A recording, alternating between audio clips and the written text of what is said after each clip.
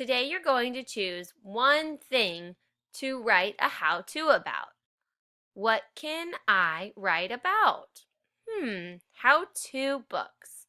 How to paint a picture, make a sandwich, build a tower, jump rope, make popcorn, plant a flower, build a snowman, make a bowl of cereal, ice skate, make hot cocoa, play a game, swim, catch a bug, play soccer, ride a bike, brush your teeth, fly a kite, ride a scooter, partner read.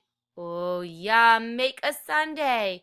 There are so many things that you can write a how-to about.